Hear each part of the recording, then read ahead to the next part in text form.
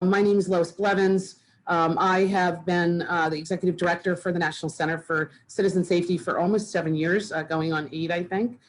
Almost kind of scary. We have offered many free resources and training, which is our objective and our mission for public at large, as well as the public and private sector, both in the security professionals, the law enforcement, and also the mental health as well.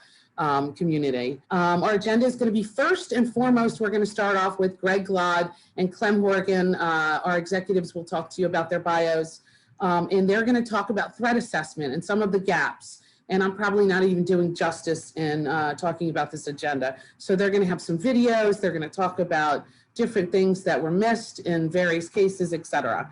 After that, we'll have three wonderful trailblazers from the Arundel Police Department, and we'll give you their bios. We'll take a little break in between those hours just to re-up the computers, et cetera. And then we will have them speak to their stand-up with their crisis intervention unit at the Arundel Police Department and how they're getting this to work and how they're integrating with the community. This is what we need, ladies and gentlemen, across the nation. So we're not having things like parkland and people being missed and pushed around.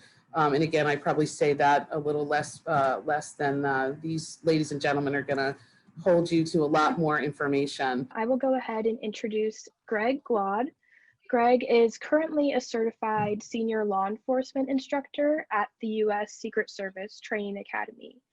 He retired from the U.S. Secret Service with 26 years of service at our nation's highest level. He has extensive experience in threat management as a field investigator, headquarters operations, and the direct supervision of the Secret Service Washington Field Office Protective Intelligence Division.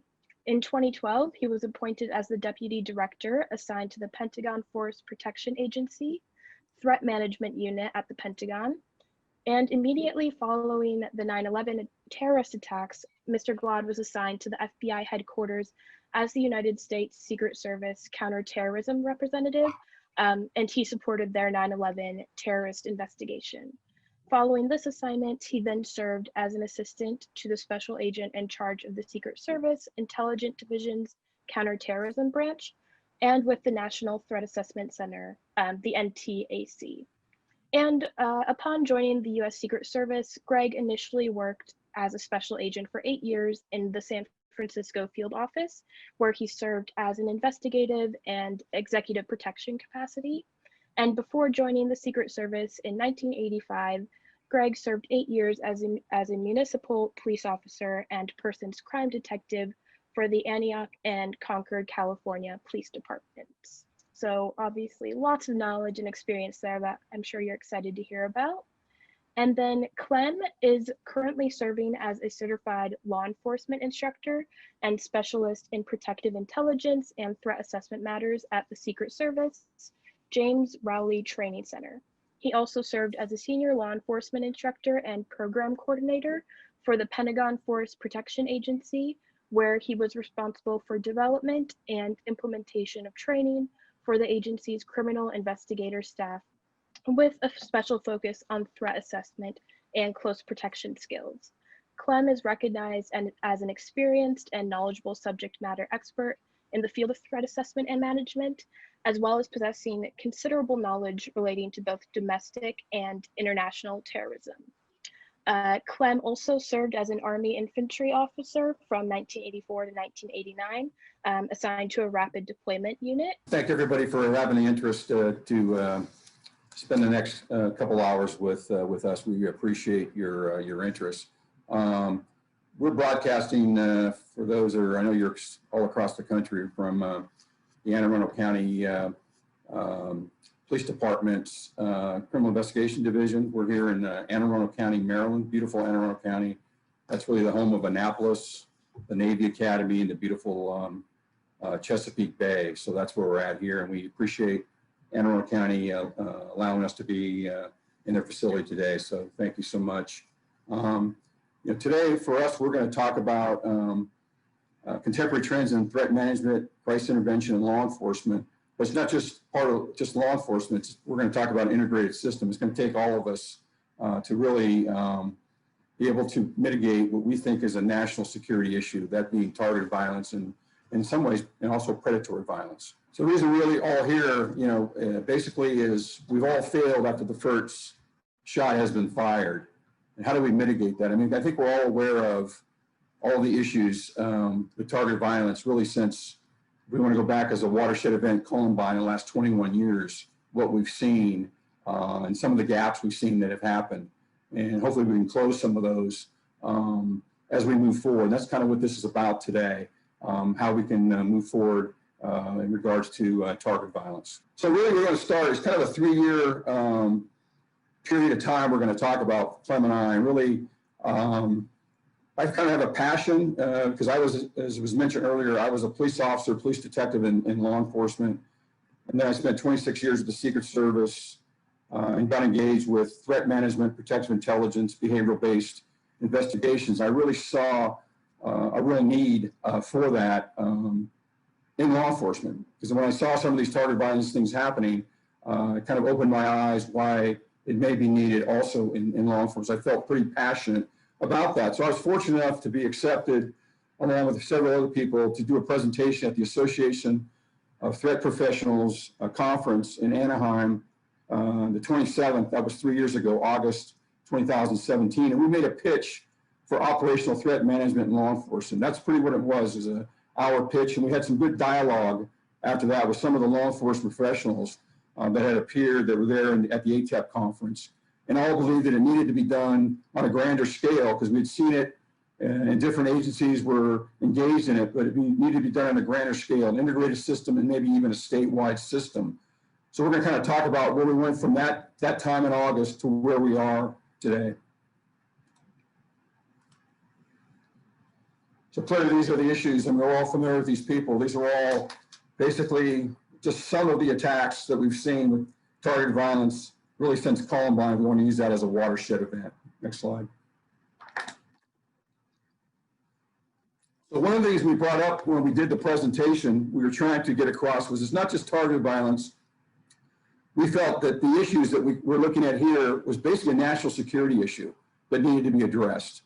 And we looked at not just, you know, school shootings, but adolescent mass murders, school shooters, active shooters, homegrown violent extremists, police shooters, state of commandos, violent mentally ill, attacks directed at government facilities and persons, workplace violence, insider threat, violent predators, predatory stalkers, sociopaths, serial killers.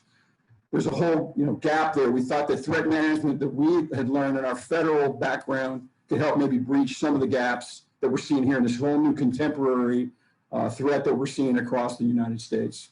So the methodology we're going to talk a little bit about for the remainder of our time here is often considered a spectrum or a continuum of targeted violence, of bad behavior, concerning behavior. So when we look at these lists, you can see that, and one of the things we talk about with law enforcement is you can take this model that we use maybe to stop school violence, and you can use it and apply it across a whole spectrum of challenges that law enforcement and security folks are going to encounter.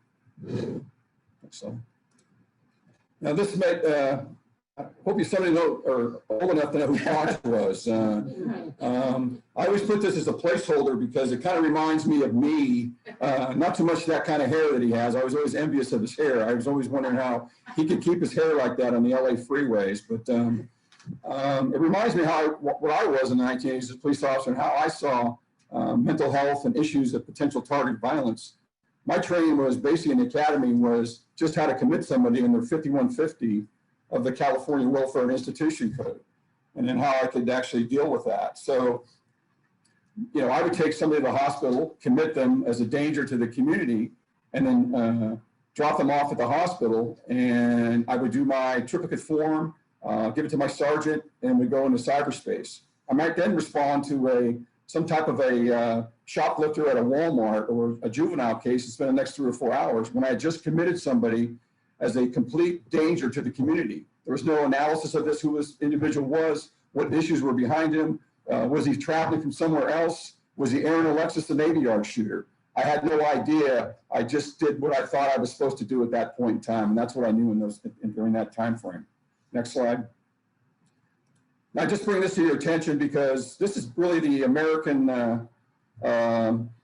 assassin, almost assassin that nobody really knows and ever heard of. But Robert Carlson basically was responsible for stalking a candidate in the 1984 Democratic Convention. It was Gary Hart, came close to shooting him with a gun at the St. Francis Hotel. He stalked President Bush for a number of years, murdered about 4 people. We finally tracked him down up to Northern California, where he committed suicide before we could get to him. The point I'm making is when I was assigned that investigation as a young agent, it really gave me the appreciation for behavioral-based investigations in law enforcement when I was able to see that and how important they could be in the nexus of how we investigated that case. So that's kind of the early stages. He did basically mirror a lot of Oswald's trait that you see from the 1963 assassination. This is a whole case study in itself. I just want to bring your attention. This is where my mindset started to change in around 1987 from my previous history in law enforcement. I'm going to talk a little bit about I'm educated as a historian. I often look at issues through a historical lens. And so we're going to talk a little bit about the history of the kind of the evolution of threat management and the threat assessment process. This is not a new phenomenon to the United States. Unfortunately, that's the reality. We can track these events back to the late 19th and early 20th century, but we're going to kind of skip ahead a little bit to what we'll call modern times. So in August 1966, one of the first major mass shootings or mass casualty event in memory was in August 1966 by a young man who looked like the all-American poster child, on a box of cereal or something. Was a Marine veteran. Grew up in a neighborhood just like probably everyone else that we would talk about. And unfortunately, he grew up in a rather abusive relationship. He had a difficult childhood. He went into the Marine Corps, got into some trouble there. And as he went off to college after his Marine Corps time, he was married, he had a young wife, he was studying, he had a full-time job, and all of these pressures seemed to have kind of overwhelmed him. And on top of this, he didn't realize he was suffering from a brain tumor. And so these are some of the back issues that played out in this very unfortunate incident that took place in August, where he kind of began to decompensate. I didn't know how to deal with the issue. He wound up climbing the clock tower at University of Texas, and wound up killing 15 individuals and wounding 31 others. And this was one of the first incidents in modern times where we see a mass casualty, a mass shooting event. And so we're going to skip ahead. We're going to talk about some other issues, but you'll be amazed at the similarities that you'll see that kind of continue through these rather unfortunately numerous events that have taken place in more recent times. You're going to see a lot of similarities, a lot of signs. People were aware that these people were under stress and strain. They were having difficulties in relationships. And these are some of the things that we're going to discuss today. So how do we deal with these challenges, these issues? And so there are some really tremendous documents and guides and periodicals out there that kind of are available for folks who are in this realm. And we want to kind of distill it down, if you will, to its core elements. And the way to create a viable counter-violence program is these 3 tenets. You have to have a physical security piece. There needs to be an emergency management capability, and you need to have this threat assessment element, because that allows us to get in front of a problem before it becomes a catastrophic event. Greg, you want to Yeah. follow up on that?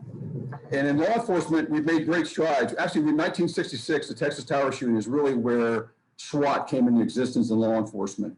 There was two brave Dallas police officers that actually went up after the 90-minute rampage and were able to kill him finally and end that horror. Physical security is clearly enhanced. The problem is the lower pie, threat assessment, hasn't developed as far as it needs to be. And that's the piece that we're going to talk about today. That's the piece that we think is missing, that needs to be implemented in the law enforcement and other entities, community-based organizations, judicial system, corporations, through an integrated system. And that's what we'll talk about. Next slide.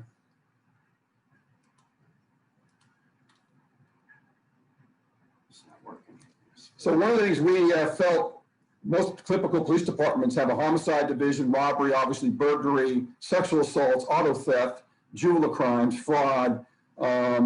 But the one thing that's missing, not in all police departments, because I think Better Smith has come a long way since, you know, Greg Glod and Ponch were working the streets in California. But it's still, there's still a gap there. I talked to many of the students in police departments across the country who've run through my academy, and it hasn't changed that much dramatically within their own departments what I was doing in the 1980s. So we felt one of the gaps is that this threat management unit, or somebody to take responsibility for concerning behaviors or potential crimes before they happen, and utilizing the methods that we've learned, is sometimes not established in some of the different police departments across the country. Next slide. Yeah, the issue is we have multiple contacts, but there's no one taking ownership. So what are some of the benefits of having something like this in a police department? Embedded in the department's investigative division, reviews all reports concerning behaviors, patrol officers, SROs, detectives, tip lines, suicide hotlines, conducts investigations from initial inquiries all the way up to full field investigations, ensures all threat management procedures are conducted from intimate to long-term, direct interface with other community and municipal government organizations, those types of things.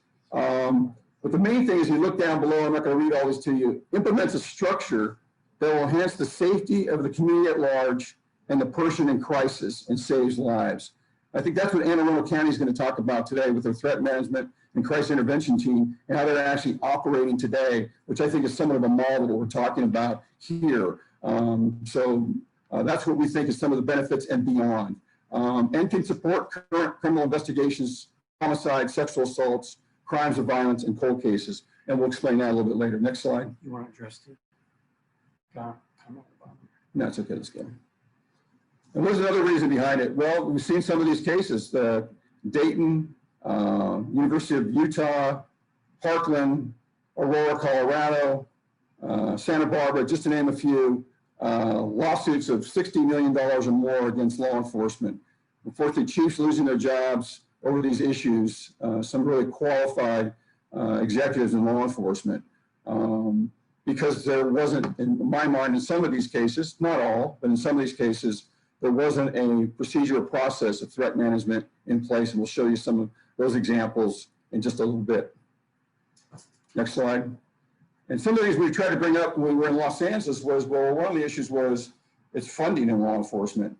The International Association of Chiefs of Police has said in policing in 2025, law enforcement is going to need to start learning how to use volunteers in policing in a more strategic way, utilizing professionals that are out there that can actually support law enforcement in a strategic way, beyond what we know traditionally the DIPS has been in the past. You know, leverage pre-existing capabilities, you know, organic resources, retired officers, detectives, retired federal agents, contractors, retired crime analysts and organic analytical assets, academia, university researchers, interface with the FBI, BAU, United States Secret Service, National Threat Center, United States Marshal, local field office, retired or staff forensic or clinical psychologists, college interns, and BJA grants. I know some agencies have gotten up to $1 million in grants for threat management organizations that have been involved in this.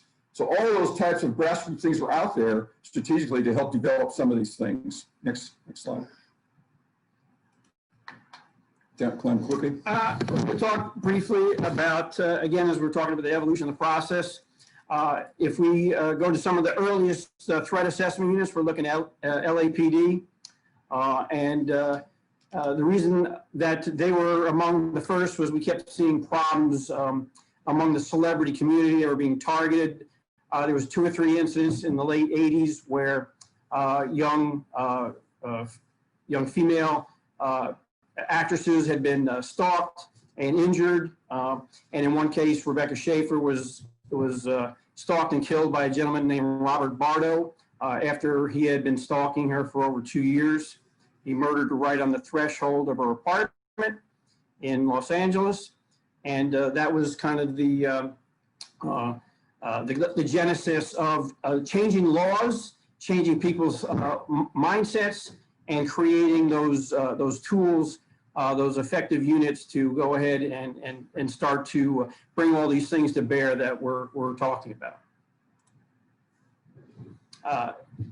So as we leap ahead about 20 years or so, or 10 years or so, excuse me, we find ourselves still struggling with the same issues.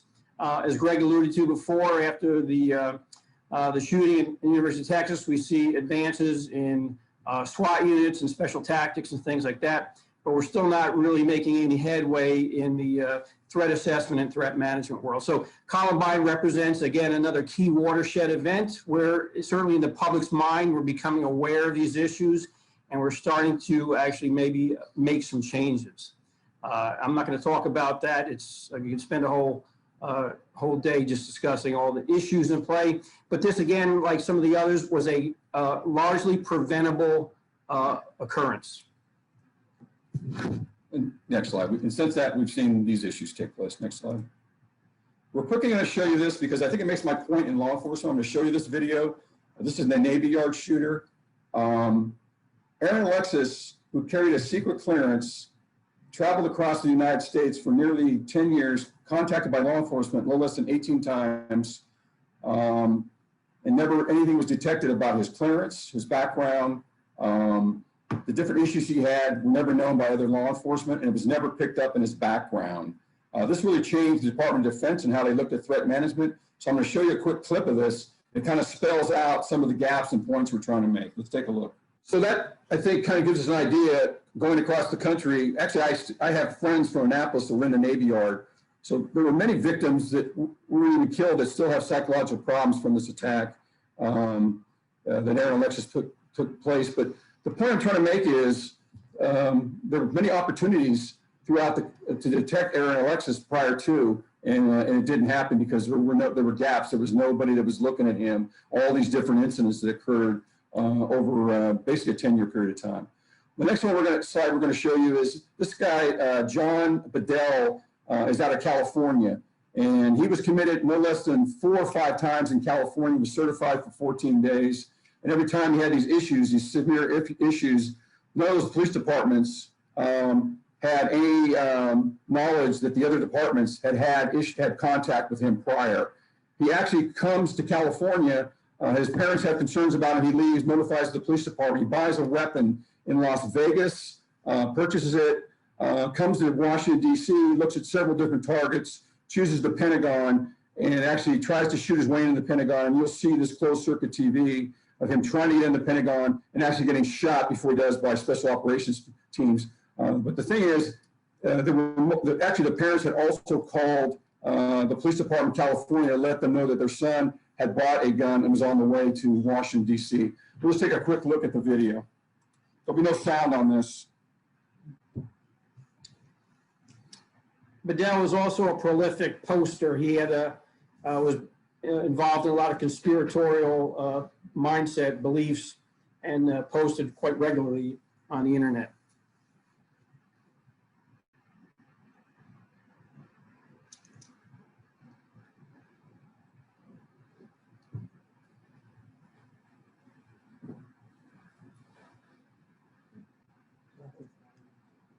You start to see him come up now to the Pentagon, the checkpoint. That's all changed since then, but there's a metro station is right there, one of the largest metro stations in Washington, D.C., where he comes off. People are moving all the time through that platform there. You'll see him come in. The glass actually saves some of the officers' lives there. He's coming up to the door, which is you can't see, and then he is taken out by special operation teams. But really the point we're making here is there were plenty of opportunities to have detected Bedell before getting to Washington, D.C., and it didn't happen. He's actually stopped by a trooper, I think, in Arizona also that had concerns about him that called his parents. So that he's a case study itself. So point made, let's move on. Quickly, we're going to just show a quick clip here of the Isla Vista incident some of you may be aware of. This is Elliot Rogers, had no prior criminal history. His mother had reported, you'll see some of his YouTube videos, had reported concerns she had to him with the Santa Barbara Police Department. Many may be aware of this case, but I think it brings out a lot of issues that we're talking about. Let's take a quick look and we'll talk about this video. We'll stop it there. One of the things that comes out of this with him of interest is the narcissism, misogyny issue that came out of this particular case. But also the police department or the sheriff's department went to his residence, was called by the mother. Basically in his manifesto, he says that they just would have come in to the residence, it would have all been over. The weapons would have been there, his manifesto. In fact, he puts that in the last statement in his manifesto.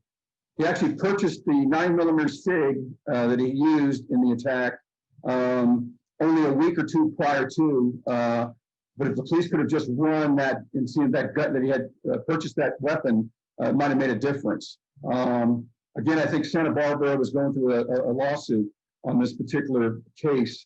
But this isn't the first case where we're seeing narcissism, misogyny, clinical narcissism, misogyny is an issue. I mean, we saw that in the Waco incident in 1991 at the Luby's restaurant. It goes on and on. We saw it in probably in the 2 cases in Florida recently at SunTrust and the yoga studio. We saw it in Montreal in 1989, where 17 co-eds were killed. We saw it again in Canada. It goes on and on. It's kind of a classic issue. And really one of the main points we want to make out of this one for law enforcement and is that maybe we shouldn't be doing just welfare checks. When we roll up, we've got trained officers that are actually doing threat assessment checks as they come to the residence. I think that's one of the big keys here. And I know talking to Arundel, that's what they're doing. And let me make a point here. There's probably no greater supporter in law enforcement than Clem and I, but we're just trying to identify some of the things that happen so we can learn from these things and improve these and close some of these gaps. Because I think law enforcement is constantly upgrading itself, reforming itself, but we just have to look at these things, how we can improve as we move forward in the future. Because I think with COVID and all the other issues we're seeing and the stress that people have in their lives, once everything gets back, targeted violence is only going to become a greater issue for us. So we have to be prepared for the issue and in the future, I should say. So this kind of spells out a lot of things we want to bring to your attention. Yeah, just and one additional thing that Greg mentioned was the firearms purchase. That is very often one of those items that we want to look at because firearms purchases do tend to happen usually within a month or two before one of these critical events.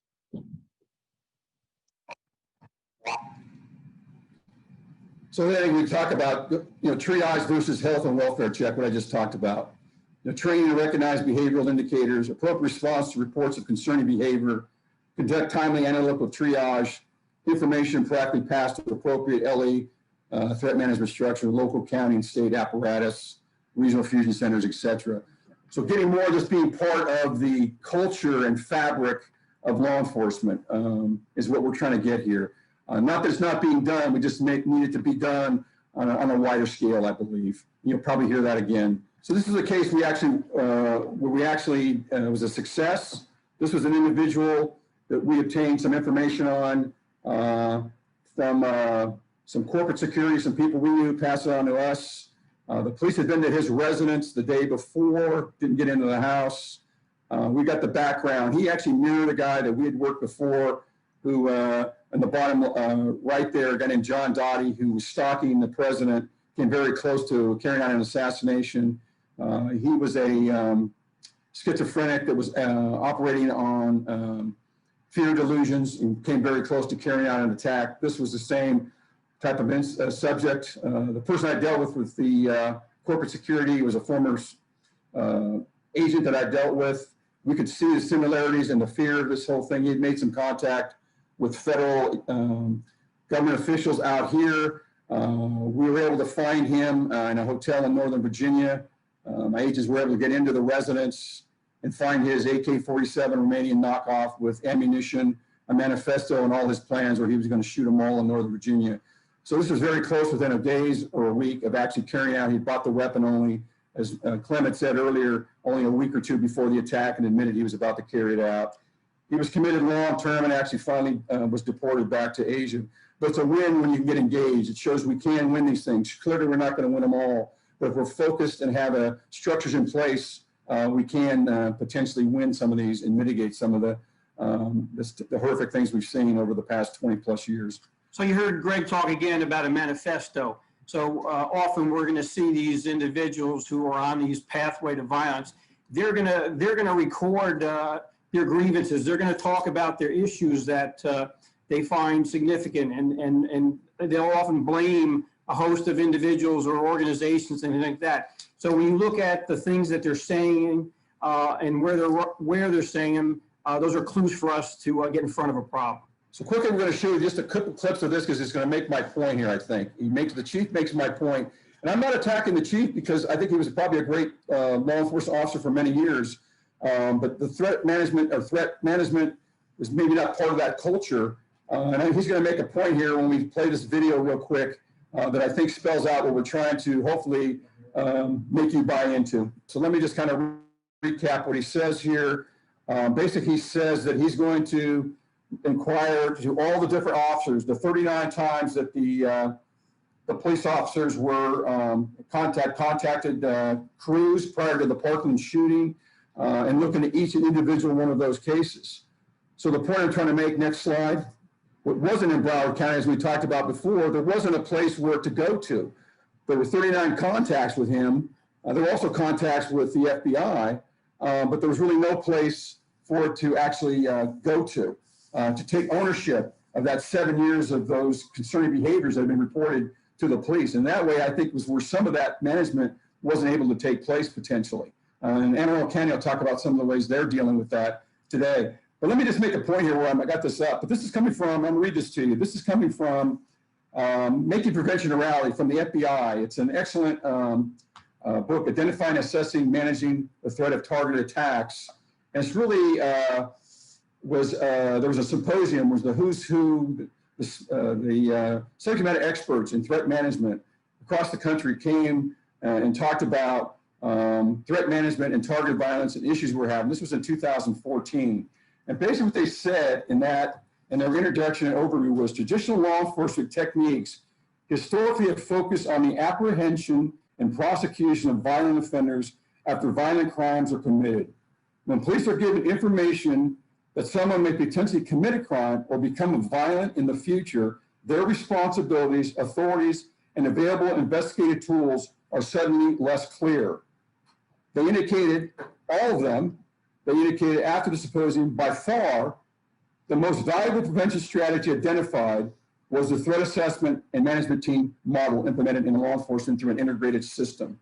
And Greg and I are seeing the realization of that commentary across the U.S. And part of what we try to do is help folks, get that organization up and running and assist them. This really is, in some of our view, the future of law enforcement. Next slide.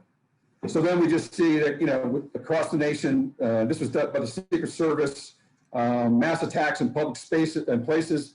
It said the majority of the attackers had prior contact with law enforcement and other community-based organizations. And sometimes it reaches about 90% in some of the research that's been done. And over 3/4 of the attackers made concerning communications and elicited concern from others prior to the attacks themselves. So the point I'm saying is many of these people have had contact with law enforcement, community-based services, or other organizations prior to the attack themselves. And then we talk about making prevention a reality. So this is the document we're referring to. And as it says here, the greatest barrier to engagement is a lack of knowledge about threat assessment and threat management itself, and about the risk factors and warning signs. Again, I said earlier in our discussion that many of these events that have taken place were largely preventable events if only we understood what to be looking for and how to establish our organizations to leverage this knowledge and know what a good intervention can look like. For you that are out there, if you want to take this down, if you're really interested in a document, I want to compliment the FBI and DOJ. I think this is a great document to review if And help build your team. Build your teams. It's really excellent for operational teams and putting it into place. It's really well done. This is Brian Blevins. Since we're not going to be able to play the videos, I hear you're not hearing those videos. I was going to talk about the next step. After the Parkland shooting, I had concerns about what was going on. There's a friend of mine out of North Carolina, former agent. We talked a lot about, we thought some of the gaps that were falling in law enforcement. He's a former law enforcement officer himself, also a former Secret Service agent, some of the gaps. I started to make a phone call, which I did, to this man right here. His name is Brian Blevins. He's a congressman out of Texas. Anybody from Texas out there, he's just a great person and a great congressman. And I told him there's a way maybe we can start stopping and mitigating some of the targeted violence that's going on. In fact, one happened at a school just outside of his district itself. He listened to me with some of his staffers. We were able to, he was able to, with the staffers, put a bill together with a lot of other people from the Association of Threat Professionals called the TAPS Act, Threat Assessment, Prevention, and Safety Act, which as of last year had 220 bipartisan congressmen on board. Still trying to get that bill passed.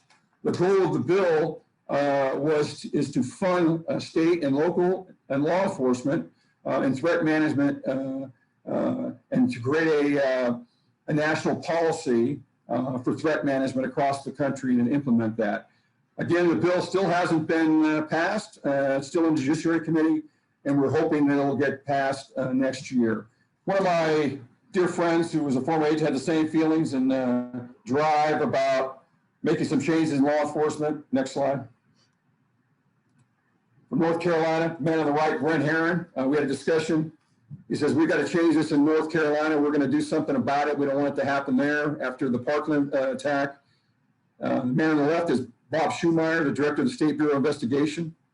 And he listened to Brent, and we came down there in, I think, March of 2018. Had some discussion about how they could do it on a statewide system.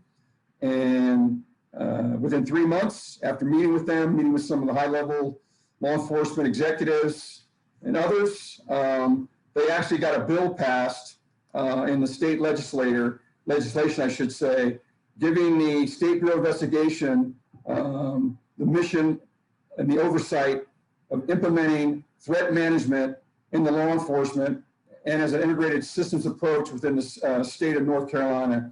As far as I know, this is the first bill that's ever been passed that mentions law enforcement as an oversight in threat management. And that we were able to do that was in 3 months. They implemented that in, and now it's run out of the, they have run this out of the North Carolina Fusion Center.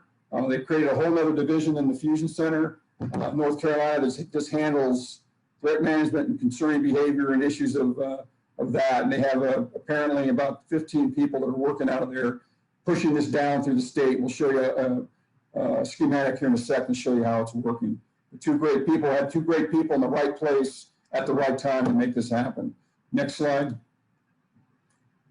This is just kind of a quick schematic, how we set up their fusion center and how to operate what we thought could happen and help them with a statewide implementation from the headquarters level of the state. I won't get into too much detail here, but this was able to actually organize them, and they used some of this process. The next slide will be more important to you. This is actually the LA systems-based approach that they were utilizing. So you go from their law enforcement districts. Let's go to the next slide and pop back, because I think we're a little out of order here. Okay, so you have the 8 LA districts, and what they've done is through the Fusion Center, which is up above, out of those districts, the 8 districts, they work with state and local law enforcement, state prosecutor's office, state courts and judicial offices. Then it's an integrated system with military, parole, probation, schools and education, SROs, social services, faith-based organizations, statewide and private systems, healthcare systems, community and private sector, community at large, and bystanders.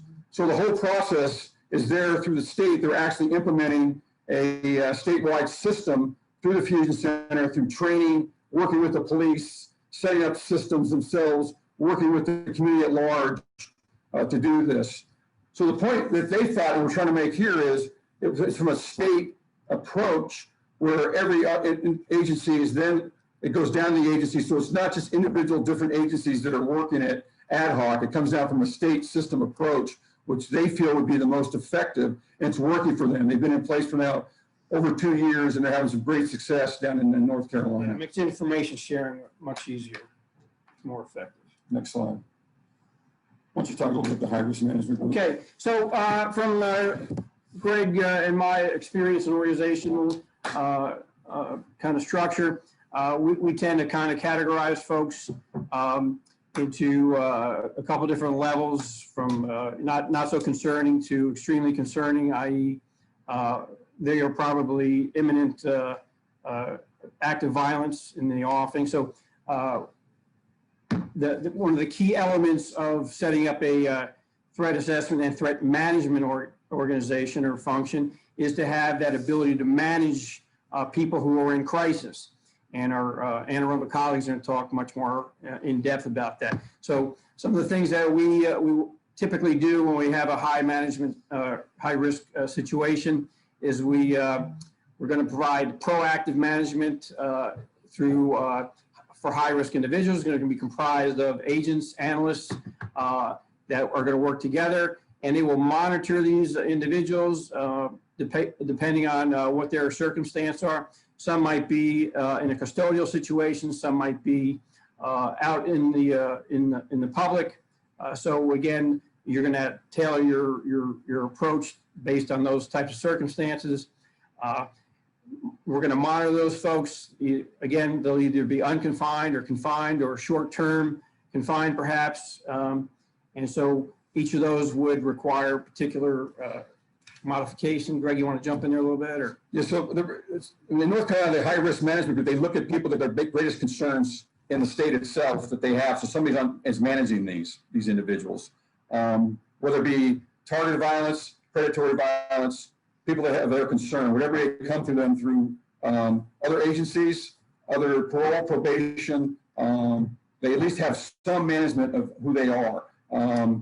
And so they actually are working with the different community-based organizations and other law enforcement agencies to at least have a handle of who those people are in the state. The individual you see here, just a classic example of management.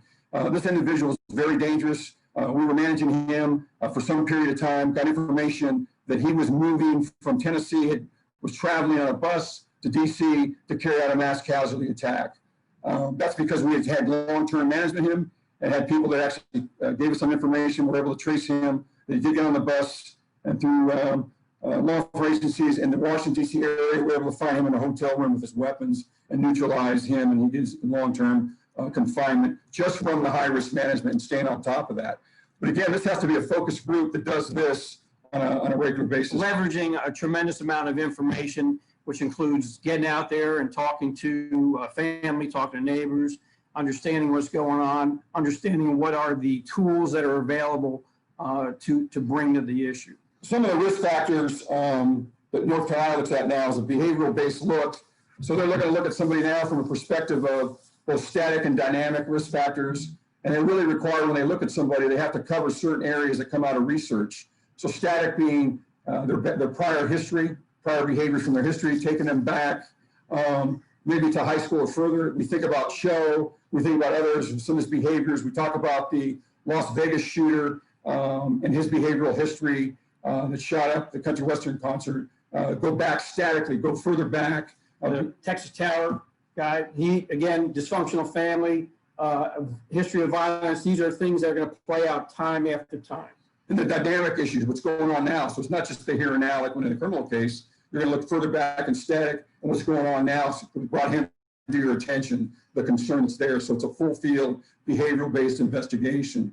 They'll look at such things as his criminal history, contact with law enforcement and community-based organizations, mental health history, medical history, family history, marital history, academic history, military history, specialized training, travel history, access to weapons, organization, social media monitoring, drug and alcohol abuse, cooperative interviews, and on, which they're required in their details investigation to look at, so no stones left unturned, which can also benefit you in other current investigations through a unit that has that capabilities. Next slide.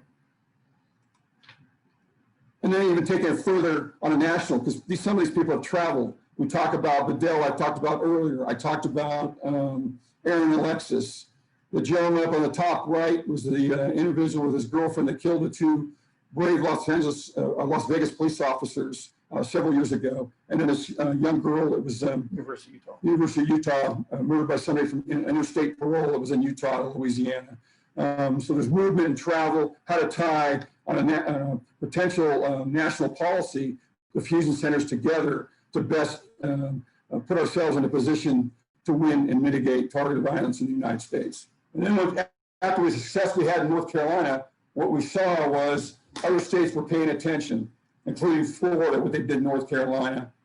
This is Governor DeSantis, who after we instituted what we did down in North Carolina, he did an executive order shortly thereafter, and the Florida Department of Law Enforcement is now doing the same thing that we're seeing in North Carolina. Unfortunately, just after that, we saw Governor Abbott in Texas, maybe from Texas or Florida, did an executive order for the Department of Public Safety, is implementing the same things we saw on a statewide system in North Carolina. And that's pretty exciting to see all accomplished within the last 3 years. So we call it national security. It's one thing I want to bring your attention to some of the law enforcement people that are out there. It's not just targeted violence, the things we see in school shootings and others, but it can also help you with a unit like this on violent predators, predatory stalkers, sociopaths, serial killers, cold cases. The girl on the right was a case that I worked in the 1980s, was a homicide, a beautiful 14-year-old girl. She was murdered by the guy on the left. Basically, and some of the things that Clem do when we do some of our training, we show a lot of different cases where there are murders and different cold cases, other murders where we show the benefits, how the behavioral-based approach to look at these people can help the investigators, the homicide investigators. But in this particular case, this was my case, but we couldn't solve this because of the, we didn't have the DNA capabilities in the 1980s that we have today. But stayed on and actually wrote a 50-page behavioral-based target package on this individual that I got to a cold case unit. And after over 35 years of trying to, this guy who we identified way back when, who's basically a serial killer, a very violent offender, we were able to actually finally make him on a new technology called PCR, STR, polychain reaction DNA, and he was arrested in December 11th of 2017 and goes to trial next February. And the point I'm trying to make is it benefits all across, so it pays its dividends for any chief or executives that want to implement something this into their department beyond just the threat management part we're talking about. It has a lot of benefits for law enforcement. And this is a particular case. We have a whole hour presentation where we show this clearly, how it would have benefited in some of these other cases across the country. Next slide. This is our final slide, and we're going to take a quick break, but I always want to leave you with this. I know we moved through this pretty quickly because we have just so much time. This is actually the camp of the, in Norway, the island, Utoven, Norway, back several years ago, where I believe 67 or 68 young children were basically murdered on that island by an individual by the name of Breivik. And we get a whole case study of him, of all the opportunities to basically have detected him. But I went to a briefing here in Annapolis. It's put on by the FBI every year. Unfortunately, it wasn't put on this year because of COVID. It's basically terrorism and violent crime.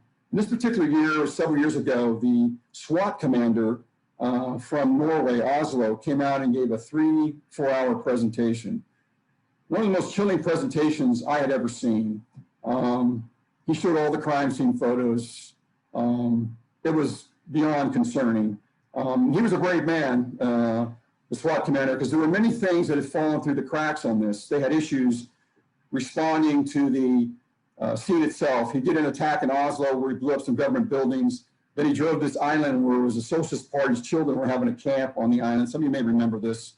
He went through it in great detail and all of the miscues that the Norway Federal Police Department had with their helicopter being down and not being able to get there, having trouble on the boats to get there as more children are being killed and they can hear it in the background. And he gives this whole presentation that was just so chilling. But at the end, you could hear a pin drop. And as it ended, there was one person asked a question at the end, and I think this will resonate with you. It resonated with me. Somebody said, well, was there anything that could have ever prevented this? And what he told the audience was, well, he goes, there was, with the response, if we had a better response, if we'd done these things differently, we probably would have saved some lives, but it wouldn't have made that great of a difference, but we would have saved some lives was important because there's one thing that could have maybe prevented this. He goes, there was a chief that lived in this rural area where he was planning out his attack in Norway, who was very engaged, very involved, very into threat management. And he said he would leave no stone unturned. And when this individual, Breivik, moved to his county, he would have detected this. He would have found out everything about Breivik because he was into threat management and would have figured it out in his rural county. He says the unfortunate thing, he had retired 18 months prior and it didn't happen. So the point I'm making is that this resonates. So we really need to have this embedded in the law enforcement. I think he made the point for me that never left me. This is 3 or 4 years ago, and I hope I can leave that with you of why this is so important to all of us, so we don't have these kind of tragic attacks happen again, or at least mitigate them. With that, I'll go ahead and introduce our next wonderful set of speakers. We've got Lieutenant Stephen Thomas. He's with the Arundel County International Critical Incident Stress Foundation. He's a team coordinator for that and an approved instructor for the ICISF.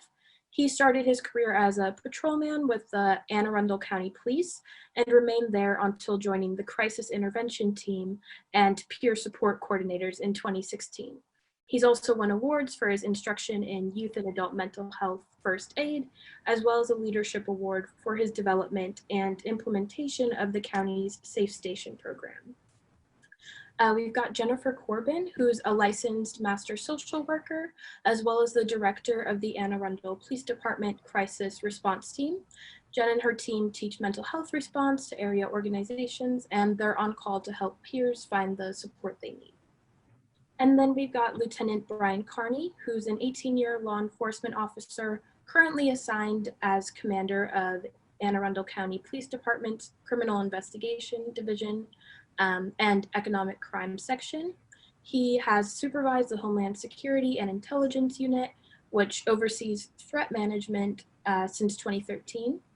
And he currently teaches threat assessment for critical incident and police academy training. And he's also served as an affiliate faculty for State University and local community colleges. He's trained in peer support, crisis intervention, and critical incident stress management, mental health first aid, and he's been trained by the FBI as a crisis negotiator.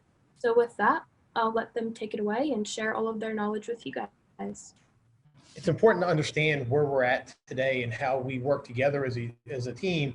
You have to look into the history of the Arundel County Crisis Response System. So it's not something that happened overnight. The system started in 1999. That's the key. It is the history that's there. At that time, the purpose was to help police patrol interact with individuals with mental illness. And that laid the foundation of what I like to say now is full integration of the Arundel County Police Department and Arundel County Crisis Response. Beginning in 1999, at that point, crisis response clinicians worked in pairs. They were on police radio, responding to patrol calls for service. When that patrolman recognized that it wasn't a traditional law enforcement issue, but it was more of a social issue, a mental health issue, they could call for a team of clinicians to respond. They have police radios, police call signs to respond, to assist the police to come up with non-traditional solutions to problems that were taking place in the community. What really changed was when this was expanded. So this is just a list of some of the incidents that the mobile crisis teams respond to mental health issues, juvenile issues, traumatic incidents, homelessness, substance abuse, family violence, elderly issues, things that aren't traditional crimes. Just to see where we're at. In fiscal year 2019, the mobile crisis teams responded to over 2,100 calls for service, of which 194 people were emergency petitioned, which is when an officer takes someone to the emergency room because they're in crisis and they're a danger to themselves or others. I know every state has their own version, but they're all pretty similar. A key, and this is something that Jen's going to talk a lot about, not just the 2,100 calls for service, but the almost 6,000 follow-ups that took place from the mobile crisis teams. Where we're at today really was, and it was the evolution of the crisis response system, but it was really the vision of Jen that she had in 2014. In 2013, she took over as director of crisis response, and she recognized that there was a lot of calls for service that needed follow-up, that was not getting follow-up because the officers in patrol would call for a mobile crisis team to assist, but the mobile crisis team wasn't able to do follow-up because of the danger of the person that was involved. It could be because they have a history of violence, a history with weapons. It could be because of their intoxication, many different reasons. That's when she recognized that we needed to fully integrate the police department in crisis response. At that time, she came up with the concept of the CIT unit of partnering an officer specially trained in mental health following the Memphis model with a clinician from crisis response. And a key to that is the same time she created, that was a vision, where she recognized officers needed assistance with the traumatic incidents that we were responding to. At the same time, she proposed to the chief that we create a peer support team for the police department. And it's important to understand that. So another thing that she did is she proposed to the police department that every officer be trained in mental health first aid. It's an 8-hour class. Jen and I did the training in the fall of 2015, in-service training. Mental health first aid teaches risk factors, signs, symptoms. It gives a basic information level, a basic understanding of mental health for every officer to understand in the department. And as a side effect of that, we had a 21% reduction in use of force. As you see, we went from 197 incidents of force down to 155 in 2015. Last year, we only had 135. So what we have is created a culture of helping in which we expect officers to care for the community the same way we care for the officers. Peer support officers partner with crisis response clinicians. We assist police officers in their time of need as the officers call for mobile crisis teams to respond to the community's time of need. So we respond to all critical traumatic incidents in the county. There is no definition other than you know it when you see it. It's that incident that shocks your conscience. Example, Sid's death. Think of the officer who has a 1-year-old at home that's responding to Sid's baby death. And that baby that dies is the same age as their child. I can tell you, I remember my first Sid's baby that I responded to in 1999 when my 22-year-old daughter was just 1 year old. But it's the fatal accidents. It's incidents where victims are vulnerable and innocent. So the key to that is the CISM training through ICISF. It's 30 hours of training. It's a combination of 2 classes, assisting individuals in crisis and group crisis intervention. But it's the communication skills that are taught, the active listening, the reflective listening, the unbiased listening. So we teach officers, we teach the peer support to recognize the emotion and the procedures to utilize those skills, which are adaptable in most any situation. We have a culture of helping in the Anne Arundel County Police Department. For all these traumatic incidents, we develop a strategic crisis action plan. It becomes routine and it's expectation of the police department that the department's going to be there helping the community, as well as we help our own police officers. So patrol officers request mobile crisis clinicians to assist the public. and it's expected that our police peer support team will be there for the department members. So with that, we follow the Memphis model, which has some really important components. It's the community collaboration. It's the continuity of care. It involves community partners. It involves the police department. It involves crisis response, as well as NAMI and the family and consumer advocates.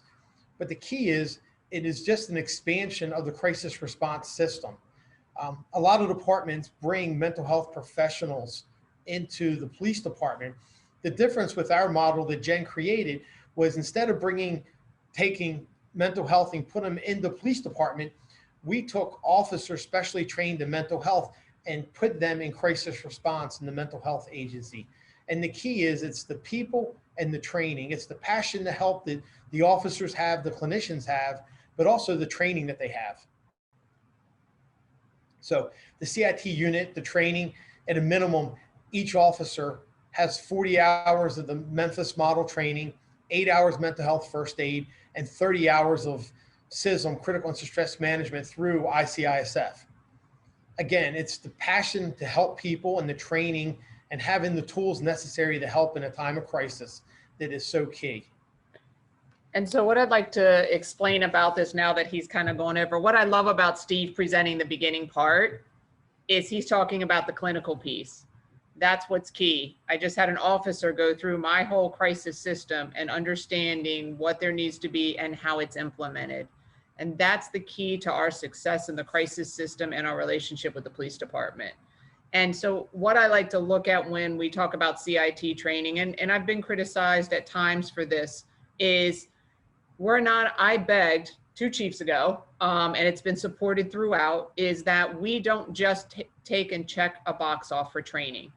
That if we want to do that, let's do mental health first aid, which we talked about. That is because that is the foundation. If someone gets that class and then says, you know what, I'm really interested in going further, that's what I want to do in police world, that's where I want to fit in, they're the mold that then comes into CIT school.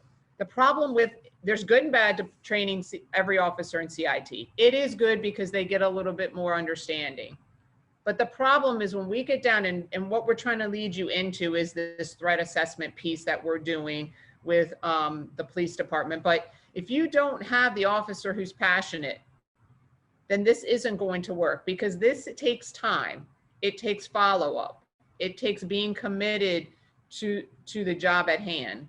And there's people out there who are better in other situations in the police department. You know, there are people who are passionate about SWAT. There are people who are passionate about just staying in patrol their whole career. So that's why it's important to give them that mental health first aid training. But really for us, I don't know that I want an officer out there that doesn't believe in it responding to a call for service for mental health. And so what we do is we give them enough training to radio for us to then respond, and enough skill to de-escalate the situation until we arrive. But I think that's the key here. Is I hear so many times people say, oh, we've got 95% of our police department trained in CIT. That's great. But 2 years later, they're not going to remember the training they got 2 years ago.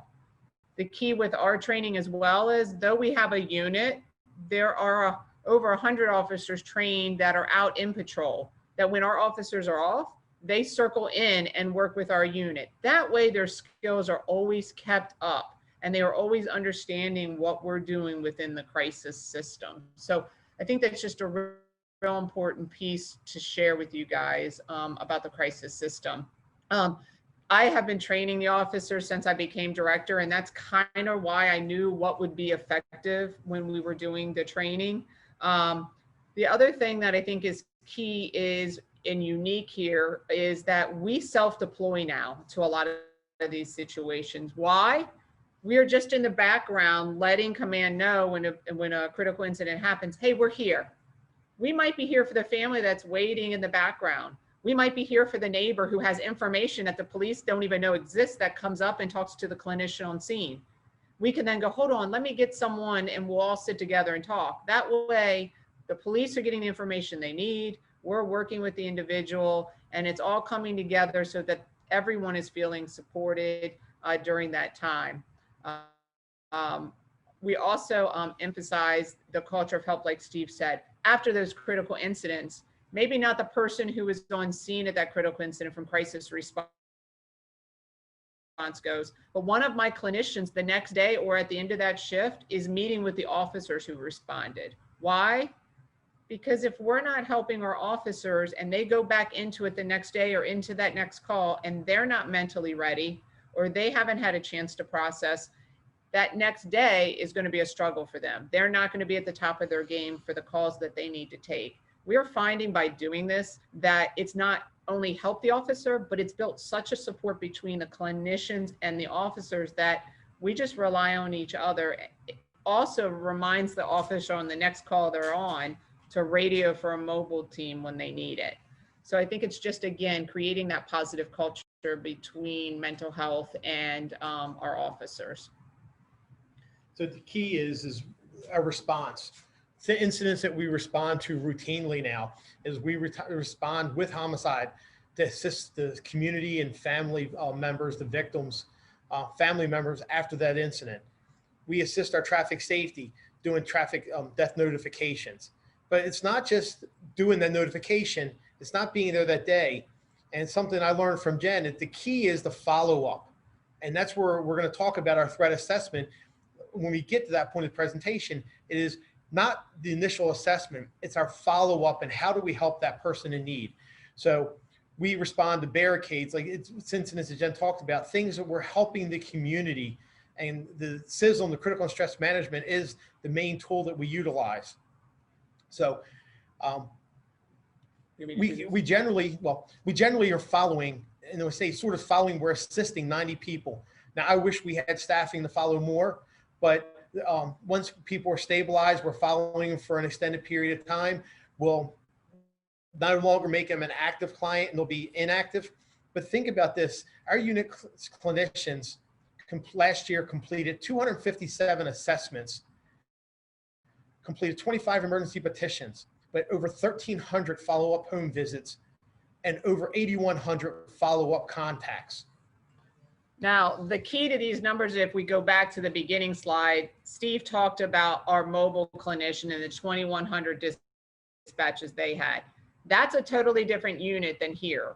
So these are mobiles gone out and acknowledged something, or like you'll meet in a little bit, Lieutenant Carney has referred people to us and we're going out and doing an assessment. So there are various ways that we encounter individuals. There's various ways that they refer to us. So these numbers are on top of what our mobile team does, as well as we're going to talk about a couple other unique units we have. What I have done each year is I expand on the crisis system dependent on what the police department sees, which is actually how we got to the threat assessment piece. Every year I look at the numbers in the police department and say, what is our biggest crisis that we're not addressing? And, you know, 1 year it was homelessness. 3 years ago, it was our heroin epidemic, which we created the Safe Station program.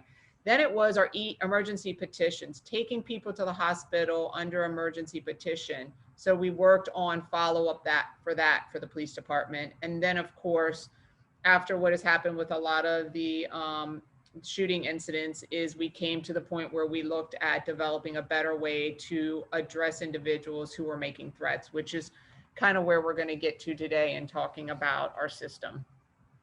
So CIT referrals, and we're going to go through all these, but we're diverting children from the criminal justice system to the behavioral health system, the community coordination to help children with all the community partners, assisting people who are inpatient treatment have been charged with criminal charges because of their behavior,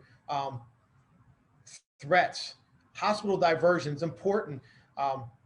Greg talked about it earlier about what happens to that person that goes to the hospital in the emergency petition. Traditionally, officers take them, drop them off, and the police department's done with them. Jen has a hospital diversion unit that we work hand in hand with, following each one of them. Our safe stations, we actually are follow up when we get informed of people that are making a lot of pawns. Mobile crisis calls for service, when they refer people to our unit. The repeat 911 call, or the person, because of being in crisis, that's repeatedly calling 911, homelessness, alleged victims, people that believe they're a victim because of delusion, because of mental illness, victims who are victims because of their mental illness, suspects whose crimes are there because of their mental illness, schools asking for assistance with mental health concerns, and then consumers, those with mental illness, family members who call into the warm line at crisis asking for help. So real quick, going through each one of the ones we just mentioned, when children are charged with a crime and the crime is due to behavior that is recognized because of a mental health, substance abuse issue, instead of that case being forwarded to juvenile services, it comes to our unit. We do the follow-up, we coordinate care. We only have a 2% recidivism when that child receives the appropriate mental health care from the community. We meet monthly with the Board of Education, the public defender, and the state's attorney's office to have a complete community response to assist children who are involved, who attend public school and are in the criminal justice system that we're working with. Again, it's making sure there's that continuum of care and all of the community partners are working together to help the child. When someone is arrested or has criminal charges, they're inpatient for mental health.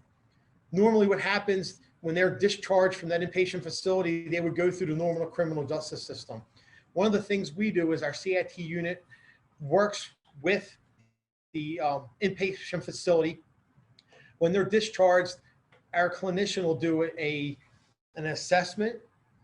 We walk them through the criminal justice system to assure that there's a safety plan for them when they're either released at the commissioner's office or will go to jail. Again, it's having that continuum of care, assisting that person with their mental health concern and that increased follow-up. Our safe stations, which and Jen and I are really proud of. In 2017, working together, it was created. Any Anne Arundel County resident can go to any police or fire station in the county. One of Jen's clinicians will respond, come up with a recovery plan with the person based on their individual needs for any substance. And we eliminate all the barriers to treatment for them. So with that, if they have outstanding warrants, we use common sense. We work with the public defender's office, the state's attorney's office, the bench, the judiciary. The warrants are recalled. We get them in treatment, and then we take them to court, and we'll testify on their recovery and how well they're doing. It's sensational, the partnership and the numbers that are there. Our crime, we went from 1,900 burglaries a year the year before we started safe stations to 900 last year. Our thefts went from 4,000 to 3,000. And the remarkable job the clinicians do of the 75% of the people that enter a safe station go into treatment. Of those, 66% are still sober 90 days after that. So I want to talk, because we're going to lead into hospital diversion is really the lead into where we are with our threat assessments. Where the piece is missed, and like was talked about in the earlier presentation, is on that emergency petition or taking someone to the hospital and then dropping them off for help, and then them ending up back in the community without either someone knowing or no follow-up. And this is where we started to notice in our police department that emergency petitions were going in. They were then released. They might go to court, they might go to jail and come out, but there's no follow-up after that. And people begin to kind of stew on their thoughts about, well, police took me here, I ended up here. So I created a hospital diversion program in which we built a relationship with 3 of the local hospitals, 2 in our county and 1 that borders. It used to be 4, but 1 is no longer there. And what we do is when emergency petitions go to the hospital, we actually offer our services while they're there. And then if they are put inpatient, we then follow them inpatient. So upon discharge, they're supported. Not only supported, but they have someone they can reach out to when they're starting to not feel safe or they're starting to have those feelings again. And all of this helps us really wrap around any concerns that might have stemmed from the initial call for service to the police department. The other one that's kind of critical It is a smaller program, jail diversion, because we only do mainly misdemeanors. We don't do the high level focus there in the jail, though we are starting to because our judges are seeing it. But basically, if someone goes in for a low level crime and is screens positive for mental health or substance use, they have the option to meet with one of my staff at the jail before bail review. And they have the option to get released on pretrial. But what's really unique about that is we pick them up from the jail, we place them, and we take them to their appointments, and we help them through the process. Because a lot of times what happens is someone gets arrested and then they get released on their own recognizance, and then they stand outside the jail homeless with nowhere to go. So we are trying to avoid those pieces by kind of closing those social problems that people have and building a rapport so that they're not a revolving door in our jail system. And remember, when they're going into jail again, that means it's another police call for service, which is what we're trying to reduce. And if I can just add, what's more powerful than that person being assisted by a CIT police officer with just, even if it's just giving them a ride to their pretrial or to a mental health appointment? High pawners, the person that is recognized as going to pawn shops and taking their property and selling it, it's usually a social concern or a drug addiction that they're working and they're selling that for. We reach out to them and tell them, hey, we know this is happening. How can we help you with this? So this one is really interesting to me, and it's going to get to kind of what we're talking about again. I know we're covering a lot to get to the point, but I think we have to tell you how we got to where we are to get there. This slide is actually why I was hired. Originally hired back in 2013 to focus on the people that both the police and the emergency departments were seeing. We called them HUFT, high utilizers, frequent ED visitors. So basically, we would get these reports from the police and from the ED, and I would look at what systems have they touched and why hasn't it worked. And what we would realize is that a lot of them were heading down a very dangerous path. A lot of them were stepping up because they weren't getting the services they need. They would step up their crime to a bigger level, a more intense crime. One, because they're not in mental health treatment, and two, because a lot of times they were ending up homeless, burning all of their bridges to the point that even hospitals weren't keeping them because they were seeing so much that they weren't getting really the linkage they needed. And this is kind of what evolved into all of the branches that we have now. So it's important to recognize it's early intervention.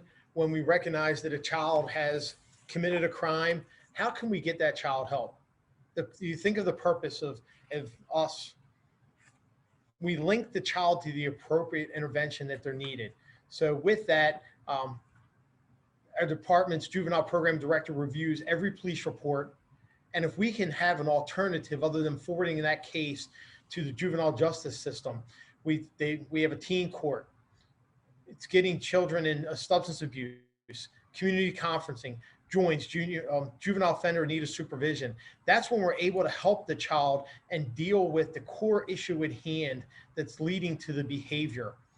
Again, we only have a 2% recidivism. What I mean by that, only 2% of the time when children go through these programs or are referred to CIT, do they commit another criminal offense or they're charged with another criminal offense within the next year. And even when cases are forwarded to the juvenile system, we coordinate the care. We work with the state's attorney's office and the public defender's office. So school threats, which is going to lead into our threat assessment, and Lieutenant Carney will be talking about that. But basically what I want to talk about here, and I want to give kudos, though I'm here presenting on it, it's a team effort from my CIT clinicians to my program manager, crisis response, because what we did is we began to look at the increased number of threats coming from the school system and how many actually weren't hitting crisis response early on. They were coming to us later, like a day or two later. Lieutenant Carney would reach out and say, hey, look at this. I'm not comfortable with this, or I don't like the direction we went in this. And we would backtrack. So we were trying to come up with a way that we could be proactive when we were recognizing things, when teachers had students who were making hit lists in front of them or writing names down of people that angered them. and all across our school systems, we know that. But the problem was kids were going home, and then the school was telling the principal, who was then responding to it 10 o'clock at night. Patrol's going out, doing a check, and then the next day we're back to kind of normal business. But yet the child is still stewing in whatever is causing them to be upset. So basically what we wanted to look at doing was, as we identify people who are having issues with their mental health or bullying or any situation in the school that is possibly leading towards threat or already starting to threat, getting them linked to the behavioral health system and utilizing that instead of a citation from the criminal justice system 2 days later when we've let it get out of hand. And so what we've done is we met with the principals of all the schools. We've trained them in, believe it or not, all the principals are trained in mental health first aid. Several schools took us up on training their frontline staff as well, meaning, you know, the secretaries that check people in, the attendance people, so that we can see where there might be family dynamics right there in the office when kids are being brought to school. And so what we did is we partnered with Homeland Security and basically developed the system, which I'm going to let Brian go over now. I'm going to go to turn on the second webcam here, so that way at least you can see us. We're trying to socially distance. Can everyone hear me? If you can't hear me, just go ahead and send a message in the check box. So good afternoon, everyone. We appreciate everyone being here. Jen, Steve, and I like to tag team this presentation because we're all passionate about it. But when we started this in 2013, we started thinking about a lot of different things when we're starting to look at incidents that occurred in our county, when we were dealing with threats of mass violence and people in crisis. One of the things that we looked at is we said, all right, how do we prevent people from falling through the cracks? We had our own active assailant incident here in Arundel County, which we learned a lot from. And we started to, over the years, this has been a very progressive step process, you know, to where we are today. So the biggest thing that we found when we started looking at this is where all of the parts that we've already spoken about make such a difference is early recognition is key. If you talk about this whole wellness approach and holistic approach to this, the most important thing is to have early recognition of these type of incidents. And when we're doing what we're doing through all the resources and the assets that we have, that we just talked about, we're connecting the dots and we're extending resources out to people in need. And that's going to go ahead and hopefully help us go ahead and identify people that need assistance early on and try to get us to provide intervention. We have a pretty, when we talk about our response, we have a tiered response, and we've worked very hard to try to go ahead and come up with this. So this is a multi-layered approach. This is something that, you know, is still, we're trying to, you know, as we continue this each day, we hope to improve it. But this starts at all levels of our department. We wanted to go ahead and come up with a threat assessment tool that would be easy, that would go ahead and hopefully prevent people from falling through the cracks, and would also allow early intervention. I know there's some universities on here. I've seen some of the university threat assessment tools. We have our own threat assessment tool that we use besides this. It's a little bit more comprehensive. We didn't want to go that comprehensive for officers on the road because they have a lot of things that they're doing. They're going from call to call, and we wanted to go ahead and try to get them in a very quick mindset to think from a 10,000 mile view. What do I have? Is this something that we can go ahead and slow down? Or is this something that is serious enough that we can go ahead and have to hit the panic button and then call in appropriate resources to get the early interventions? So when you look at the way that we set this up, we did training bulletin and we trained people in the department with this tool. And this is what we're calling it. It's a threat assessment tool. And we have two levels. Anyone that is on this meeting that's familiar with threat assessment tools knows there's a whole lot more on some of the more advanced tools as far as levels of threats and so forth. We decided to go with two just to make it easy. Right now, we're the only department in the state that's doing this. This model has been used from Maryland State Governor's Active Assailant Work Group as a model, hopefully here. It looks like it's something that the state may adopt. But the key is being simplistic. Low-level threat, when you look at the threat assessment, we wanted to cover key issues. We sat down, the clinicians, Steve, Jen, and I, and we talked about what would be the easiest way to limit the amount of time it takes to do this, and also get our message across. Early intervention. I can't repeat that enough. Early intervention. We want the officers there to think outside the box when they go to the scene. When the statement is made, what is the context of that statement? If we have a student who says, I'm going to go shoot up the school tomorrow, we want them thinking about the totality of the circumstances, the nature of the statements. Does this student have the means to go ahead and carry out the threat? And this is basically what we come up to. We have these check boxes. They're very quick. You can see them in front of you. I'm not going to read each one to you just to stay on time.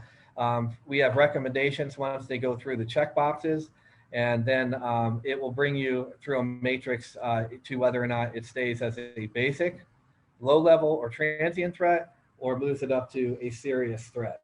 The serious threat is going to go ahead and set a tiered level response to this incident. So it will require notification of the district detective unit in the police district where this occurred, the critical intervention team, crisis response, and the Homeland Security unit. And then that will engage our threat assessment team, and then we will go ahead and mitigate the immediate risk. And then, as Jen and Steve talked about, the follow-up is essential. So I'm going to kind of give a quick example of something that we've seen and worked through. So we talk about the characteristics of a mass violence offender. We hear it over and over again. It's in a lot of studies by the Secret Service and by the FBI. We realize that they're the experts in this, and we've taken a little bit from each of the threat assessment process from both the FBI and the Secret Service when we've put together a threat assessment process. We've continued this year to start a threat assessment squad within the Homeland Security unit, and this is where, again, kind of having that holistic approach comes into play. So when we go through police reports and any of our emergency evaluations, the analysts are working with the clinicians to go through and look for key signs. So we're looking at the reports from a whole, and we look at these things. So you talk about people who may be harboring grievances. That's a huge one. We really try to hammer that home with our patrol officers when you talk about someone that has grievances. They may be calling 911 5-6 times a week, complaining about the neighbor next door, or that they're hearing voices telling them to go and either harm the neighbor next door, or the voices are telling them that the next door neighbor is bugging their house. So we try to go ahead and get focused on the grievances and the thought process. People we're seeing are obviously feeling victimized, indifference to life, and a lot of times they're suicidal. Where the partnership with mobile crisis comes into play also with the law enforcement is the fact when we're dealing with suicidal people, we really combine the resources. We do see a lot of online threats, and online social media is a big thing as part of our process. We have seen people go online, make suicidal threats or threats of mass violence, and we don't know where they are. So we work together to try to locate the individual and then to provide that intervention. Pretty much when we're talking about the way that this works, as we start to move through the process, a lot of these people, as we know, don't have a psychiatric disorder. There's a small percentage of people that do when you look at these studies, but the majority of the people that we see, it is some type of stress. It is some type of grievance. It's some type of life stressor. There is something that is really, really, really bothering these people. And the way that when I teach this class, I have a rope, and the rope in the middle of the rope is starting to just splinter away. And that's what I think about when we talk about some of these people in crisis, is that they are in crisis. They're constantly thinking about this grievance. They think that, in some instances, say an employer has, somehow wronged them, and they obsess over it, they harbor over it, and then that rope starts to crack until eventually there's a catalyst where they become on the radar of the police. We get a 911 call for them, or they end up committing a crime. So this is the most important thing that we do when you look at this here. A lot of times when we look at the violent with this, there's a lot of different factors that play into the violence. you're going to look into, the triggers, the environmental factors, the individual factors. We're looking into like what's causing this person to become in crisis. What is causing them to get to the point where they are, where we are now dealing with them. This cannot be a single assessment. I'm going to repeat that again. If I can put that in red right there, it can't. We combine everyone's expertise, knowledge, and resources to talk this out. When the patrol officers make us aware of these cases and we go through the police reports, we talk it out. We try to come up with the best solution. And what I mean by this with the team approach here, we have to look at individual factors. We have to look at this from an analytical standpoint and how can we go ahead and make this situation better and diffuse it. Social media is a big one. If they're writing notes or manifestos, we look at that, their behavior. And this is where, when we look at, say we have a regular call here, it comes to our attention. This is where we look at, from a law enforcement standpoint, is what is the best way to handle this and who is the best person to handle this person. So depending on the nature of the threat, we will normally go ahead and vet the threat, conduct the initial threat assessment, and we determine whether or not this is something that rises to the level of law enforcement response, where we've got to notify the JTTF, if it's a threat that the FBI would pick up on, if we need to communicate with our local state fusion center, MCAC, to continue to develop intelligence on the situation, or is it something that we want to take a softer approach to? We want to send out the clinicians, we want to send out CIT, we want them to go and pretty much provide resources to talk to the person again. So a lot of times these folks just want to go ahead and talk to somebody when we bring them out. And Jen and I will talk about some success stories here. Yeah, I think that's a key. That's actually how Brian and I met years ago. When I first came on as director, was a call that came in through a threat through the FBI. And we were talking and passing on back and forth. And where I think the respect has come in is sometimes now, because we've gotten so far with this, is I can say to him, stop, slow it down. We're on the phone with them on the warm line. You don't need, we're communicating. They're not really a threat. Right now, yes, they're delusional, but we're communicating, because there are ways to go about this where we can implement police and the clinician and diffuse it and see where the statements came from. Why did the statements come about? And on one of these cases that we had, they were getting ready to go in guns a-blazing, and I'm going, well, that's funny. They're at home with their parent and we're on the phone with them right now, or they're on their way to a to a therapeutic appointment. Maybe we can just kind of talk to them outside as they're coming out to leave. Like, there's things that we can do. What's been amazing for me as a social worker is how the relationship has developed. And when we say it's a total team approach, because if Brian's to say to me, nope, this is what we need to do, then we step back.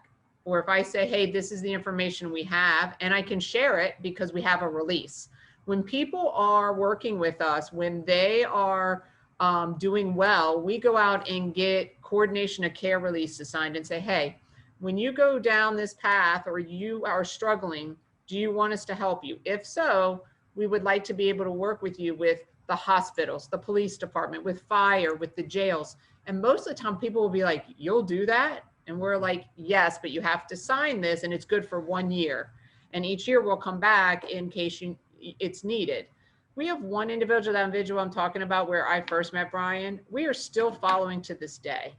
Actually teaches at our CIT school now. But the problem is with mental health, his ability to stay connected to treatment on his own only lasts for so long before he has an episode, and we kind of have to make sure he's back doing what he needs to do, taking his meds, those kinds of things. So I think what I just wanted to hit home in this partnership is how much we respect each other and how important it is that there's not one right answer, that sometimes it's looking at the whole picture and how we can help the individual as a whole. And if I want to add the part about the single assessment, the person Jen's talking about, he's continually being assessed. Mm-hmm. We check on him at a minimum once a week.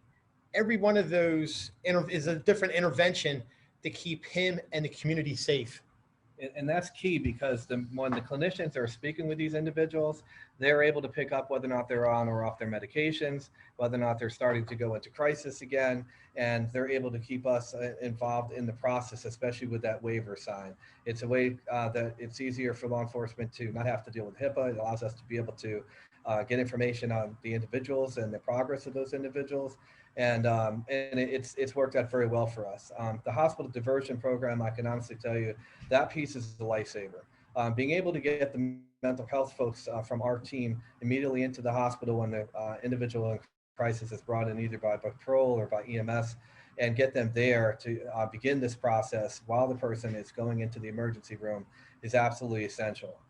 We're able to gain a lot of information that way.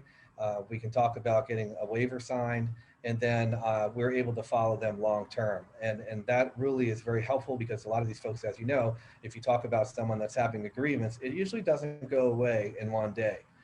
So we're able to follow the folks and make sure that the appropriate resources are being given, and that way they're not becoming repeat offenders for us when we're going through our daily duties here.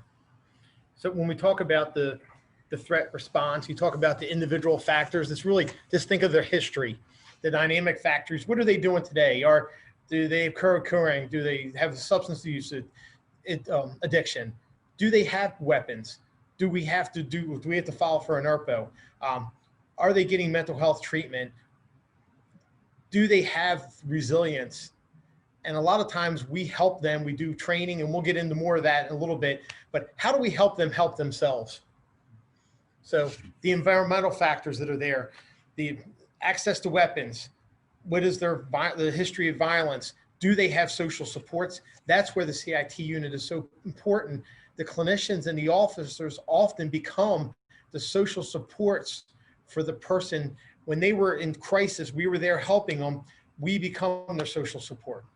And it is important too. We go through each of the reports. Steve and I have caught a lot of things where we're going through the reports and we're looking for associations of these people where they've, say for example, in the school violence, this is not their first time. There are multiple threats prior, and when we're doing that, we're able to go ahead and actually catch that. So looking at the past as well as what we're doing with this is very important too, past behavior. So when we look at all these reports from the federal agencies on mass violence incidents, the stressors that are there. So how can we help people when they're in their stressors? And that's the key, is having the mental health approach to it, that we're there to help them when they need help. And that's where you think about all these different ones that are listed. How often are patrol officers going to be involved in that incident? They use their threat assessment, they notify Brian and I, and then our units work together for the comprehensive follow-up. What's interesting though, just in, I'd say the last 6 or 7 months, is the fact that we have what's called a warm line. Our whole system, our single intercept model is one phone number that anybody in the county can call 24/7 to ask questions. Well, in the recent social unrest and things that have been happening, people don't want to call 911. And so our county execs really pushed out our warm line number, and it's been amazing the people who will call and say, this is the stress I'm having. I don't want to call police. I'm paranoid about this. I don't want this person here. And our warm line can sit and talk to them for a while, take a little bit of time, and then discuss the options of who can come out and meet with them. And that's been a real change factor for us. But still, if we go out and we see something, we can then route it to where it belongs for another department to look at that call or that address that we've gone out to. But we've brought the person into communicating with us that maybe would not have reached out before, whether it is for a neighbor, whether it's for themselves or a family member. We're starting to get a lot of well checks, especially over the last, I'd say 2 months, where family members don't want to call police to do the well check anymore. But when they've heard about our CIT team, could we have that special officer and clinician go out, because I think my brother or my uncle would handle it better if you were the ones knocking and checking. So that's been a real important change for us, is things that we've taken on because of our partnership that allows us to look at these situational factors. And with that, you see Jen and I's uniform. They're designed like this. They complement each other for a reason, that we are a team, we are partners. So when the report from 2018, mass attacks on public places, half the offenders were motivated by grievances. And that's where I think I'm really proud of what we do, working together to help the person with their grievance. And what I mean by that is we help them with their response to their grievance, which is key. And we know there's a pathway to violence, but at any point during that pathway, if we can have a positive intervention, it'll prevent the violence at the end. So the two key takeaways from the National Council of Behavioral Health Mass Violence in America report. First, all targeted violence or intended violence begins with a grievance and escalates when the person cannot deal with their urgent emotional distress. And there's numerous points along the way that can be diffused. So, we look at it, it's a complex issue that's there. So we have to have a complex response. And with that, that's where I truly believe it's one of the things that I learned from Jen early on, was learning critical incident stress management. And how do you implement that? Help the person with their grievance, the stress, and what it is, it's their stress response to their grievance, which is their trauma. Because of that stress response, their psychological balance is disrupted. So normally, as humans, we think more than we feel, but because of their response, they start becoming more emotional. They're feeling more than they're thinking. We need to step in at that point and help them. And that's where CCISM is a tool to do that. There's a continuum of care that you've heard us talk about all day today, the progression through the healthcare system. How can we help them? Some of the other things, the proximity. We're not telling people to come to us, we're going to them. We're doing it immediately. When that officer recognizes on the road that there's a problem, they're calling a mobile crisis team out. There's times the CIT unit comes out. But we also give that person the expectancy. We let them know that there's going to be a positive outcome, that they're going to be successful. We're going to be there to help them. And some of the other simple things, what we do is really, it's simple, it's brief, and Brian talked about out of the box thinking of how can we help people when they need it. So some of the key parts of the training of CCISM, learning listening skills, active listening, reflective listening, recognizing the person's emotion and letting them know that. Because when you recognize the emotion, you build a bond with the person. You develop empathy, you get a rapport with them, learning how to talk to them with questioning, using closed and open questioning. And even it goes down to the C3 mental status of recognizing their speech, emotion, appearance, alertness, and activity, and then following the SAFER R. So I'm just going to stop here, and it's a running joke with us between clinicians and police department. One of the keys when we first started CIT and the officer was paired with the clinician was the fact that a clinician looks at it as a process. We're not going to fix that person today. We're going to come back tomorrow. The officer's going, no, we have to fix it. We have to fix it because we got another call in my ear saying we've got to go. And so the first several months we'd come back and there would be this like clashing happening, and the clinician would go, no, these calls cannot take 10 minutes. They have to take an hour. And so there was this balance between the therapist side of things and the police officer side. And that's where the click happened. If I can just stop you guys for a moment, no matter where you are, that is where my passion is. Yeah. That is where I truly, truly believe we are the best. And it's not me, it's my clinical staff. It's just me putting to them that why hurry up and try to fix someone to leave and leave them not ready to face the rest of the day. I tell the officer, what you just did, finishing that call quickly, you will be back out here either tonight, tomorrow, or your side partner in the next shift will be out. Yeah. And that is not what we want. And what it took was getting both the majors, the deputy chiefs, and the chiefs to understand that we need to be able to take our time to do these follow-up calls. And by doing that, we save lives. You know what the biggest thing that a chief has to accept in this piece? There's no number to that. When people ask me, well, where's the stuff that shows you're successful? Where's my success? My success is in the follow-up visit numbers. That's all I've got for you. All I have is the individuals we serve and the follow-up visits we have. Because when an incident doesn't happen, you can't show that number. You can't.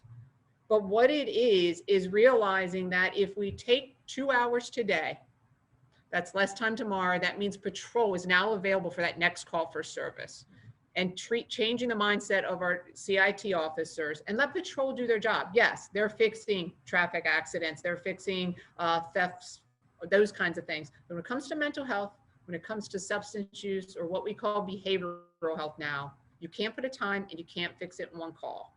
And what people need to realize if they do a model like this is there is no number to show positivity. That number is 0 because it hasn't happened. And I think that's where we have to get to in our mindset of things, is where have we gotten that there's not an incident that's occurred. And that's where I'm blessed, because my boss and the chiefs that I've had have always understood that. Yes. And they stand by it because they know that means that we're doing something right. That buy-in is essential. So some of the things that we're going to do, and we'll go and just hit the state for R of what we do at crisis to help people. And it's taking is something that you learn. It goes against typical police mentality. What's wrong with you? Well, one of the things I learned from Jen and the softer side of policing is now ask, what has happened to you? What have you experienced? And recognizing that grievance. So the stabilization and state for R, let them we're telling them our why, that we're there to help. But we're there to try to guide them to get rid of people that are unhealthy for them, to keep their social supports. But it's also to help them with their Maslowian needs. How do you, if someone's in a crisis and they're hungry, they're cold, they're wet, are they really going to be able to concentrate on getting better? It's being there to help them with those kind of things, making sure they have a safe place to live, and then asking them, not telling them how we're going to help them, but asking them, how can we help you? The next part, acknowledging, let them tell their story. What is their grievance? And let them tell us about their grievance. What led them to make a threat? What led them to that behavior? Let them ventilate what they're going through, but also just getting some important information. Do they have other mental health issues? Do they have a diagnosis already? Do they have an addiction? Are they co-occurring? Have they been in treatment before? And one of the questions may be is, have you ever been on medication before? Because they could say, no, they don't have a diagnosis, but they were on an antipsychotic 30 years ago. And again, how can we help?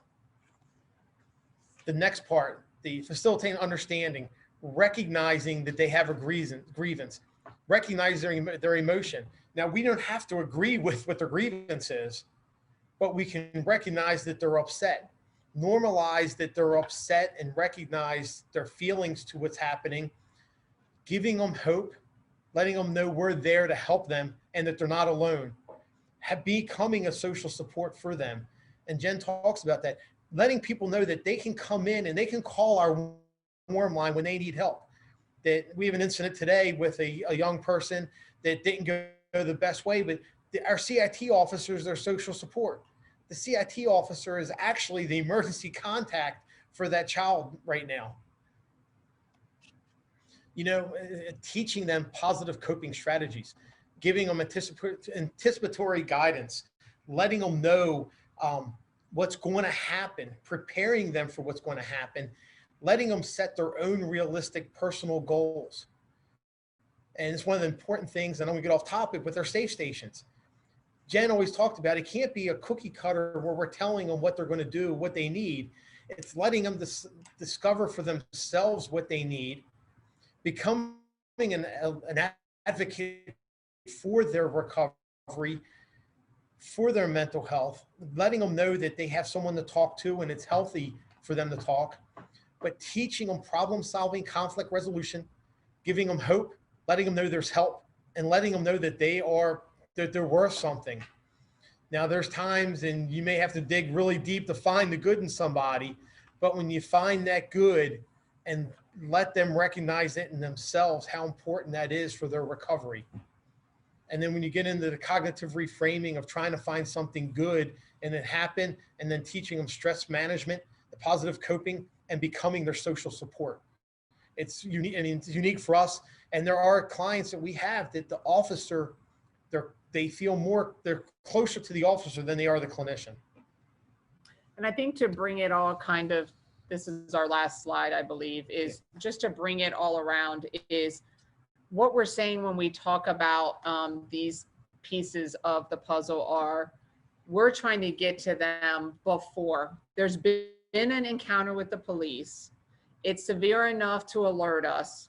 And then we're trying to intervene. And the things we just discussed are the things we try to do, link them to mental health, build a rapport, community policing with them, so that whatever happened, whatever the arrest was, whatever the encounter was, we can then try to build from that so that there's not another encounter, so that we don't get to that piece where there is another threat from the individual. So I think for us, what we're trying to share is kind of the preventative piece of what we're doing on the front end, so not to get to that point. And the one thing I want to leave you with that I always get when I'm training, and when, especially in CIT school, when the person that we first encounter teaches with us, and I always start the first day of class talking about him coming in and teaching on day 3 or 4, is I say, you know, we still follow him to this day, and people always raise their hand. Someone always raises their hand and goes, well, how long do you think you can follow him for? Realistically, you're already following him for all these years. And I always say, how long does it take to make a phone call to say, hello, are you okay? Couple of minutes. If you can't do then, that you're not right for this job, because at this point we can follow him until he doesn't need to be followed anymore. We visit him once a month. How long does it take to do that visit, to knock on the door just to see the face, to say, hey, we're just thinking about you, checking in? Those are the things that you have to have in your mindset when doing this job. And our officers have it, our clinicians have it, and that's what makes the partnership so unique for us at crisis response. And the key is, I think, just the 2 words, prevention and intervention. That's really what it boils down to. That's what we've talked about really in 2 words, is prevention and intervention. This could work for government, it can work for private sector. It just really prevention, intervention. And I just wanted to touch base also. We follow up on every threat of mass violence, from the beginning of the threat assessment tool to something that we call strategic threat assessment team. That's where the detectives go through all of the things that we've talked about here with the clinician, and we do more of a formalized threat assessment based off of the clinician's assessment, and then we come up with a plan of follow-up and resources. And my advice, when you are putting together a team like this, make sure you have the right people on that team. The buy-in is critical.